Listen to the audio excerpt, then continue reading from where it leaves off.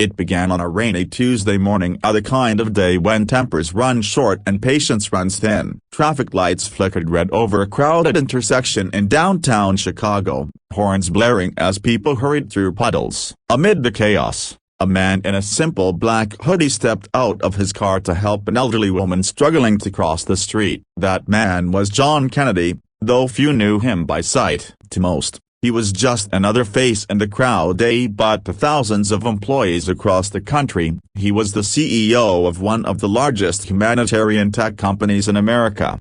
As John guided the woman safely across the road, a police officer standing nearby began shouting. Officer Daniel Brooks, a young cop recently transferred to the area, had been dealing with a stressful morning. A pile of traffic reports, a car accident a few blocks away, and a string of complaints about jaywalkers ignoring signals. When he saw John step into the street while the light was red, something inside him snapped. "Hey, what do you think you're doing?" Brooks barked, striding over. John turned, calm and respectful, explaining softly, "Sir, she needed help." The light was about to change, but before he could finish, Brooks interrupted, his voice rising. "You think you can just break the law because you feel like it?" He stepped close, his frustration boiling over. A moment later, in a shocking lapse of judgment, he spat at John's shoes, muttering, "People like you make my job harder." The crowd gasped. John froze,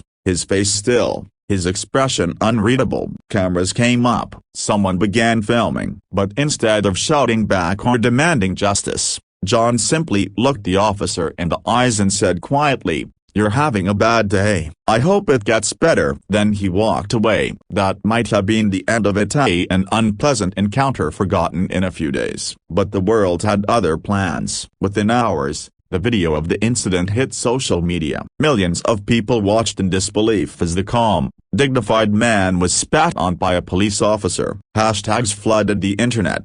Who was John Kennedy trended globally. It didn't take long for people to discover the truth, that the man in the hoodie was none other than the billionaire philanthropist who had donated millions to police training and community rebuilding programs across the U.S. The backlash was immediate and fierce. Officer Brooks was suspended pending investigation, but the story took an unexpected turn when John himself released a statement not condemning the officer, but showing compassion. "I don't believe in destroying someone over a mistake," John wrote. "We all lose control sometimes. What matters is what we do after that." Instead of pressing charges or seeking public revenge, John personally requested to meet Brooks privately. The meeting took place a week later, in a small police precinct office. No cameras, no press, just two men sitting across from each other. According to those who later heard from the officer, Brooks was trembling with guilt. "I didn't know who you were," he admitted, voice cracking. John smiled faintly. "You didn't need to. You just needed to remember who you are." What followed was perhaps more shocking than the incident itself. John offered to fund a new emotional resilience and empathy training program for police officers, in Brooks' name. "Let your mistake become your message," he told him. The story spread like wildfire again, but this time, the tone had changed. The world watched as one man transformed humiliation into hope, not just for himself, but for others. In the months that followed, the Brooks Kennedy Initiative became a national model for emotional intelligence training in law enforcement. Officer Brooks became one of its first instructors, openly sharing his story about anger, shame, and redemption. "That moment ruined me," he later said during a televised interview. "But John Kennedy's forgiveness rebuilt me." The story touched millions. It became a lesson in restraint, compassion, and the unseen power of grace in a world obsessed with punishment. John Kennedy's act of forgiveness wasn't weakness, it was strength of the rarest kind, the kind that disarms hate with humanity.